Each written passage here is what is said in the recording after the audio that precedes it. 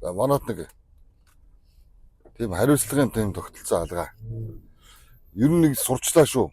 Манай элвэгдөрж сайхан бэлэг мэтийн одоо легионерууд үнэхээр энэ зүйлийг жишг болгочлоо.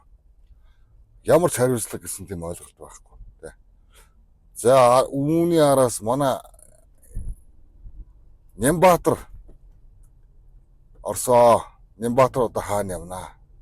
Нямбатарт одоо ямар нэгэн хариуцлага тооцох, түүнийг шалгаж барих, асуух ямар нэгэн тийм одоо эрх мэдэлтэй, бодолтой хүн байна уу юм те. Маш олон одоо хулгай өөр илрээд одоо тэр туслахын нэр дээр одоо тэгээд энэ чүнх баригч энэ залуучууд одоо ингээ харж байгаа юм те. Атванууд ч өөрсдөө ингээ гараа авчдаг. Та нар бол одоо ингээд шоронгийн хадаас болно гэж шүү дээ. Тодорхой гэдэг шүү дээ. Тэгээ одоо энэ цүнх хөргсөн одоо сандралдаж эхэлж байгаа юм те. Ер нь бол те. Тэгээ энэ одоо хизээ авчирж энийг өдөө шалгах вэ? Энэ элэгдөр сайхан бэлэг. Энэ Нямбатар энэ гадагшаанаас ухтаад явсан усуудаа хизээ шалгах вэ? Хизээ авчрах вэ? Монголд нэг тийм хариуцлагын юм байна уу ахгүй юу? Хариуцлага гэдэг шүү дээ. Уул нь бид нар монголчууд гэдэг шүү дээ. Маш ийм гоё улсад амьдардаг байхгүй. Геополитикийн хувьд ямар нэгэн одоо ажин түүжин тийм ээ. Одоо цунамич гэдэг юм газар хөдлөлт болоод янз янзын вирус болоод ингээд сүйтгэд байх боломж байхгүй гэж. Тэгээ маш гоё ийм одоо сайхан оронд амьдардаг. Тэгээ хөгжөд маш одоо амар гэж байна тийм. Одоо энэ Японыг харал та. Япон одоо ингээд хөгжил яриад ингэдэг. Гэхдээ байнгын тэр цунами газар хөдлөлт янз янзын юмд өртөж ингээд сүйдэж байдаг. Гэтэл тэд нар ингээд одоо хөгжөөд хэвээрээ байгаад тийм.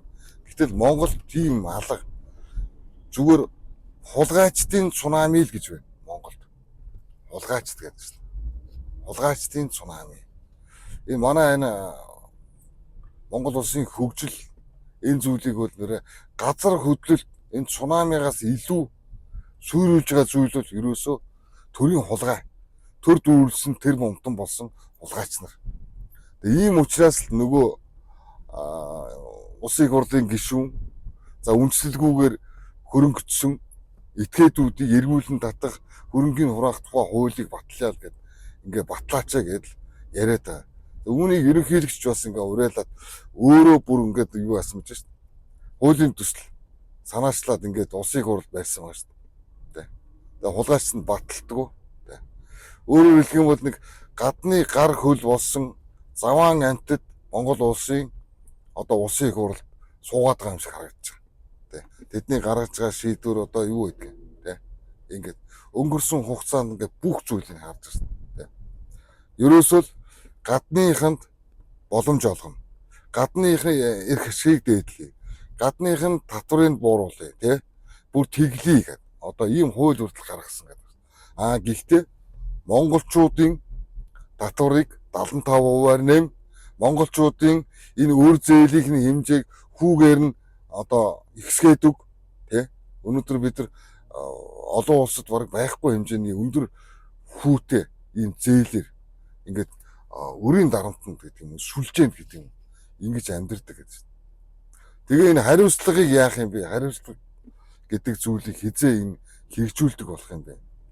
Ард иргэд бол хариуцлага хангалттай одоо тултал нь тулгаж штэ. Энэ татвар энэ юмудаа харалтаа. Тэ. Торгуул шийтгэл мэтгэл. Торгуул нь хүртэл одоо ингээд үржээд хүү оддогч байх шиг тийм ээ. Ч одоо ер нь ямар гээжийн тийм штэ. Ямар гээжийн бодлого юм бэ? Тэ. Бүр гайхаад штэ.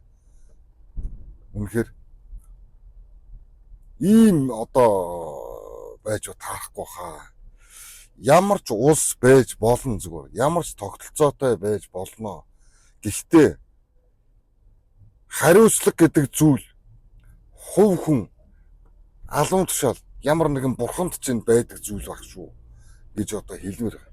Тэгэхээр энэ хариуцлагын тогтолцоог энэ хариуцлагыг ард түмэн шаардмаар байна. Хулгайчтай одоо хизээ барьж авчрах юм бэ?